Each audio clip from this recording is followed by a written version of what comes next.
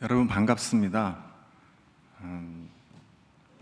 우리 주님의 평안과 사랑이 여러분들의 삶과 또 여러분들 가정에 함께 하시기를 주의 이름으로 축원을 드립니다. 누가복음과 사도행전의 저자를 우리는 전통적으로 누가라고 부르고 있습니다. 그리고 이 두 권이 한 저자에 의해서 기록되어졌기 때문에 줄여서 누가행전이라고 부릅니다. 분량만으로 보면 신약성서 전체의 4분의 1을 차지할 만큼 많은 내용을 담고 있습니다. 1권인 누가복음에는 주인공이 바로 예수 그리스도시죠. 그리고 2권은 사도행전의 교회가 그 주인공입니다. 복음 외에도 그 시대의 다양한 자료와 정보들을 오늘 우리에게 전해주고 있습니다. 근데 저자 누가는 자신의 이 누가행전의 두 주인공, 즉 예수님과 교회의 시작 부분을 동일한 패턴으로 기술하고 있습니다. 그리고 그 중심에는 바로 성령이 있습니다. 복음서에서 예수님께서 자신의 등장과 공생애를 시작하실 때도 성령과 함께 시작을 하십니다. 그리고 사도행전에서도 2장의 교회의 시작에 대해서 기술하면서 바로 오순절 성령의 강림과 함께 시작합니다.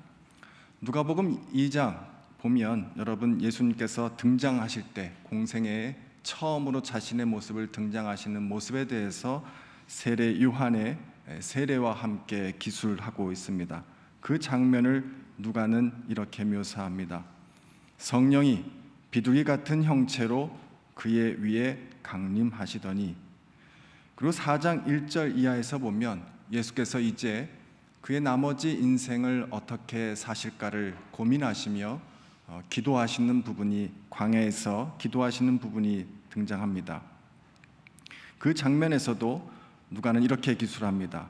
예수께서 성령의 충만함을 입어 광야에서 40일 동안 성령에게 이끌리어, 즉 예수님의 등장과 관련된 두 개의 사건의 중심에 모두 성령께서 함께 하셨다는 것이죠.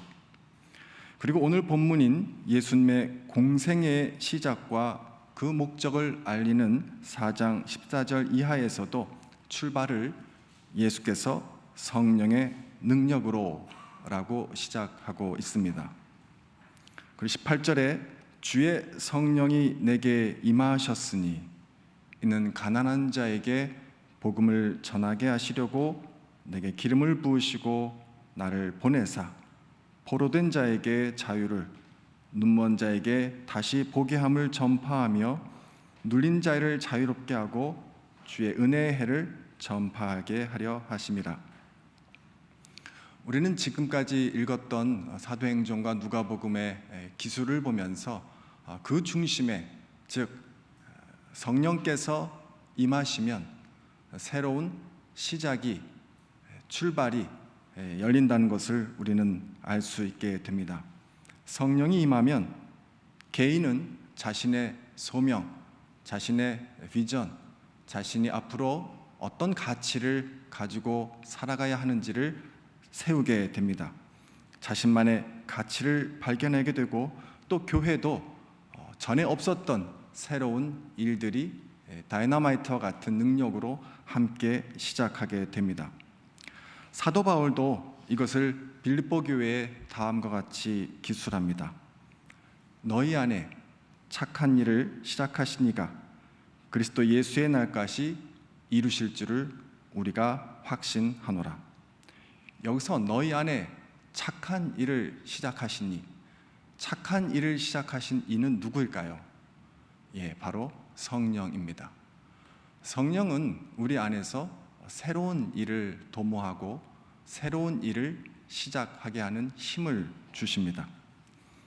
그 착한 일이라고 하는 것은 공공의 유익, 공동체의 선, 이런 것들이 되겠지요.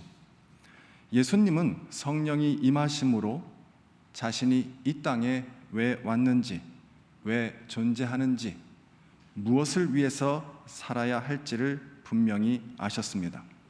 예수님 자신만의 가치를 발견하셨죠. 예수님에게 그것은 하나님 나라의 복음 전파였습니다. 아마 여러분들도 이러한 비슷한 경험을 하신 적이 있으시거나 그 가운데 계신 분들이 있을 것입니다. 우리 안에 성령님이 계시면 그분은 우리를 통해서 새로운 일을 시작하십니다. 예수님에게 그것은 복음 전파셨죠. 그리고 가시는 곳마다 하나님 나라의 복음을 전파하셨습니다. 근데 그렇게 성령이 임하시고 또 성령의 에너지를 갖고 새로운 일이 시작되면 모든 일이 잘 풀릴까요? 그래야 될 것 같은데 실상은 다릅니다. 오늘 4장 이하 끝절에 보면 오히려 어려운 일들이 겹겹이 닥쳐오게 됩니다. 오늘 본문에서도 성령이 임하여 복음을 전파하시지만 바로 예수님은 배척을 당하셔서 산 그리고 마을 낭떠러지까지 끌려가시고 한번더면 목숨을 잃을 뻔하십니다. 새로운 가치를 세우고 목표를 향해서 나아가는데 근데 성령께서 함께 하심에도 불구하고 그 시작에는 어려운 일들을 경험하게 된다는 거죠. 예수님의 생애도 그러했고 교회도 마찬가지였습니다. 새로운 시작을 하면 처음에는 에너지가 충만합니다. 뭐든지 해낼 수 있을 것만 같습니다. 그리고 미래는 밝을 것이다 라고 생각을 하죠. 마음에는 희망과 열정으로 가득 찹니다. 무엇보다도 성령의 임재로 시작했기 때문이겠죠. 그리고 처음에는 여기저기 도움의 손길도 많이 있습니다. 근데 시간이 조금 흐르다 보면 이내 곧 높은 현실의 담과 부딪히게 됩니다. 도움의 손길도 줄어들고요. 여기저기서 포기하거나 그만두어야 할 정당한 이유들이 보여집니다. 그중 대표적인 예를 들면 함께 시작한 동역자들의 연대감이 줄어듭니다. 호기롭게 시작할 때는 힘도 있고 열정도 있습니다. 꿈도 있고 희망도 있습니다. 그래서 모든 것이 잘 될 것 같습니다. 그러나 시간이 지나다 보면 각각의 생각이 다르고 열정도 다르고 이 가치에 대한 생각이 다 나와 같지 않다는 것을 발견하게 됩니다. 그리고 위기가 닥쳐오면 같이 연대하고 하나가 되어서 끝까지 함께 해줄 것으로 알았는데 하나도 안 되고 연대도 안 됩니다. 예수님의 예를 들면 십자가의 시간이 점차로 가까이 올 때 예수님은 제자들에게 같이 기도할 것을 부탁하십니다. 그러나 제자들은 어떻게 합니까? 제자들은 잠을 잡니다. 그래서 제자들에게 너희가 나와 함께 1시간도 이렇게 깨어 있을 수 없더냐라고 그렇게 꾸짖으십니다. 그리고 2번에 걸쳐서 기도를 요청했지만 제자들은 무심하게도 그때마다 잠을 잡니다. 만약 여러분들이라면 어떻게 하셨겠습니까? 같은 동역자들에게 도움을 요청하거나 또 위기를 직감하고 이렇게 하자, 무엇을 준비하자, 같이 무엇을 하자고 얘기를 하는데도 아무런 반응도 없고 무관심하고 잠만 자고 있다면 어떻게 하시겠습니까? 여러분의 학교나 회사 또 공동체에서 이렇게 하면 안 됩니다. 우리 준비해야 합니다. 미래를 준비해야 합니다. 한국교회, 우리 학교, 우리 회사, 우리 가정 이렇게 가다가는 미래가 어둡습니다. 이러다가 망합니다. 그러니 준비해야 합니다. 이렇게 막 이야기를 하고 열정 있게 시작을 했는데 다들 이런저런 이유로 함께 하지를 않습니다. 반응이 없습니다. 오히려 차가운 시선만 돌아옵니다. 여러분 그러면 어떻게 하겠습니까? 아마 절망감이 들 수도 있고 그래서 에휴 포기하자. 나도 모르겠다. 난 내 역할 다 했다. 이런 생각이 드시지 않겠습니까? 근데 예수님을 보십시오. 두 번에 걸쳐서 깨어서 함께 기도하자라는 예수님의 요청에도 불구하고 잠만 자는 제자들에게 세 번째 찾아오셔서 일어나라, 함께 가자라고 말씀하십니다. 예수님은 그렇게 잠만 자는 제자들과 함께 가십니다. 절대로 중간에 포기하거나 그들을 원망하거나 하지 않으시고 그들에 의해서 자신의 걸음을 중단하지도 않으십니다. 예수님은 제자들에게 실망하지 않으셨을까요? 여러분, 왜 사람에게 실망하는 걸까요? 그것은 그 사람을 신뢰하거나 또 그 사람을 기대했기 때문일 것입니다. 기대치가 있는 거죠. 예수님은 제자들에게 무엇을 기대하거나 신뢰하지 않으셨습니다.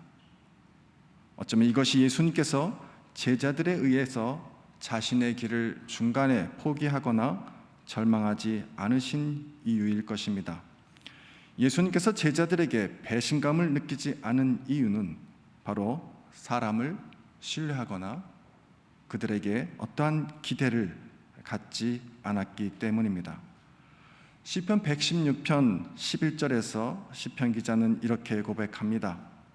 나는 한때 몹시 두려워 믿을 사람 아무도 없다 하고 말하곤 하였습니다. 시편 기자도 그것을 발견했나 봅니다.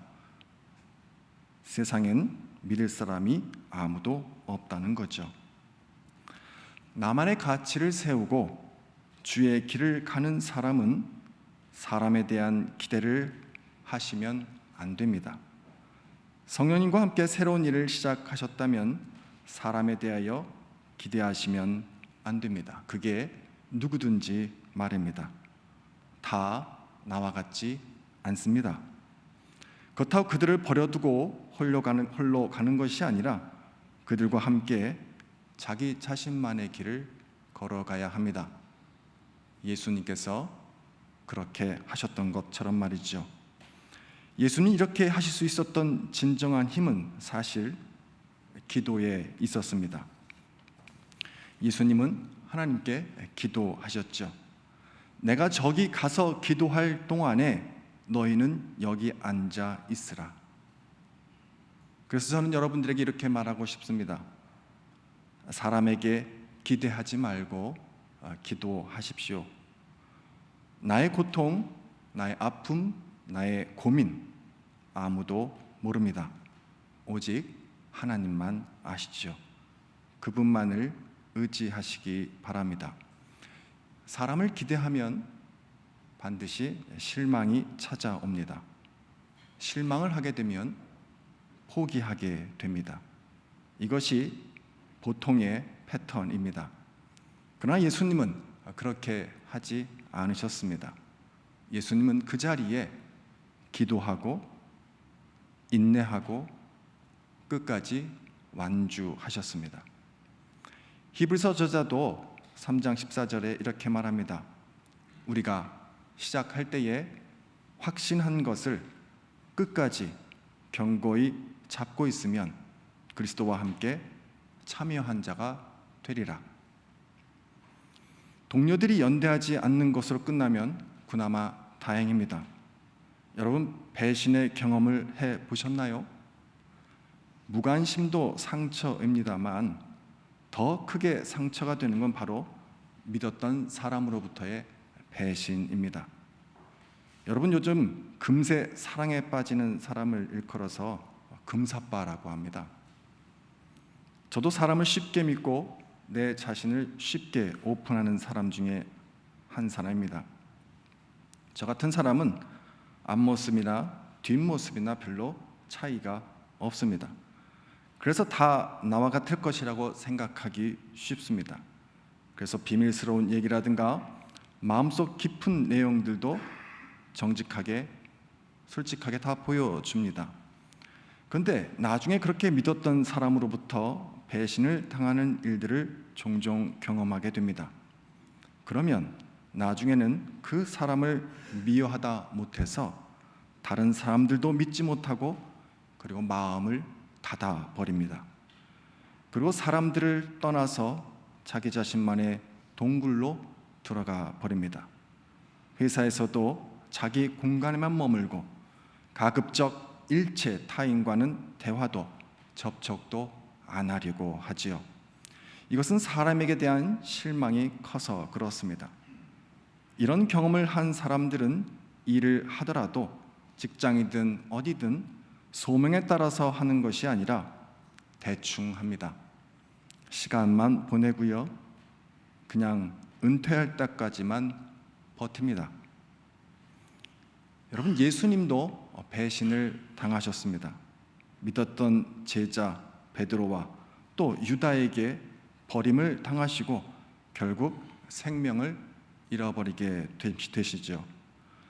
충격스러운 것은 이런 유다에 대한 예수님의 행동이십니다. 자신을 배신하고 이방인들에게 넘겨주기 위해 로마 병사들과 함께 예수님께 왔을 때 또 다가와 키스하는 유다에게 친구여 라고 말씀하십니다. 이해할 수가 없습니다. 어떻게 그분은 그렇게 행동하실 수 있을까요? 아마 저 같으면 네가 나한테 그럴 수가 있냐?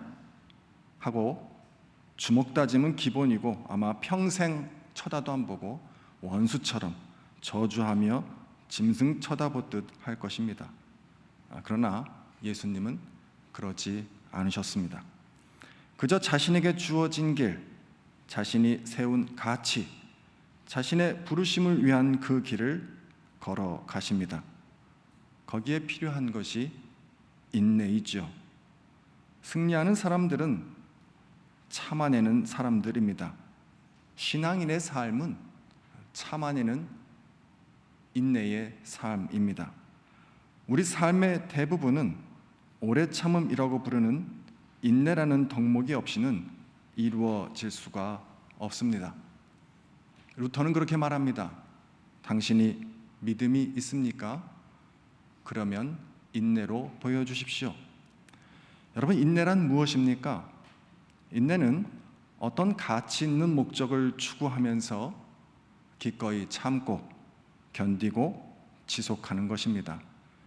인내에 해당하는 헬라어가 마크로투미아라는 단어입니다. 이 단어는 복합어인데 긴 또는 느린이라는 뜻을 가진 마크로스라는 단어와 노여움이라는 뜻을 가진 투미아마라는 단어가 합해진 것입니다. 두 단어의 합성은 문자적으로 풀면 화내는데 느리다라는 의미를 만들어냅니다. 인내라는 것은 화를 늦추는 능력이죠. 원수든 또 까다로운 사람이든 동역자든 가족이든 그 사람들을 참아내는 것입니다. 우리는 우리의 인내를 시험하는 사람들로부터 떠나서 살 수는 없습니다. 예수님은 모든 것을 참으시고 모든 것을 끝내시면서 그 길의 마지막 십자가에서 이렇게 말씀하십니다. 다 이루었다. 여러분, 이 말씀을 다시 생각해 보시기 바랍니다. 예수님께서 이 땅에 무엇을 이루어 놓으셨나요? 건물을 이루셨나요? 교회를 세우셨나요? 학교를 세우셨습니까? 아니면 사람들, 제자들을 남겨두셨습니까? 아무리 생각해봐도 예수님께서 이루어 놓으신 것은 아무것도 없습니다. 세상의 눈으로 보면 예수님께서 이 땅에 이루어 놓으신 것은 보이는 것은 없어 보입니다. 그래서 제게는 이 독백이 이렇게 들립니다. 아버지, 제게 하라고 하신 모든 일들을 다 마쳤습니다. 이제 아버지의 손에 맡깁니다. 사람들의 눈에는 실패처럼 보이고 눈에 보이는 것은 아무것도 없지만 단 한 가지, 아버지께서 내게 주신 가치, 즉 복음 전하는 일, 그 일을 마쳤습니다. 제가 할 수 있는 것은 다 했습니다. 이제 아버지 손에 맡겨드립니다. 여러분, 말씀을 마치려고 합니다. 우리는 성령의 임하심으로 호기롭게 무언가를 시작할 수 있습니다. 성령이 임하면 그의 마음에 뜨거운 열정과 그리고 힘과 꿈과 에너지가 생기게 됩니다. 개인도 그렇고 교회도 마찬가지입니다. 그러나 많은 경우 그 일들은 우리가 계획된 대로 진행되어져 가지 않습니다. 우리가 처음 시작할 때의 계획처럼 이루어지지가 않습니다. 믿었던 사람들로부터 실망을 경험하기도 하고요. 심지어 배신도 당합니다. 무시당하는 건 다반사고요. 세상 아무도 이 일의 가치에 대해서 알아주지 않을 수도 있습니다. 그래서 마지막에 어쩌면 아무것도 눈에 보이게 남아있는 것이 없을 수도 있습니다. 그러나 하나님만을 의지하면서 끝까지 내게 주신 가치와 사명을 인내로 기도하시면서 또 하나 확신하면서 여러분에게 주신 소명, 내가 세운 가치를 위해 정진하시기를 바랍니다. 그래서 하나님이 주신 인생의 경주에서 결국 예수님처럼 다 이루었습니다 라고 고백할 수 있는 저와 여러분이 되시기를 주의 이름으로 축원합니다. 오늘 주신 말씀 생각하면서 묵상 기도하시겠습니다.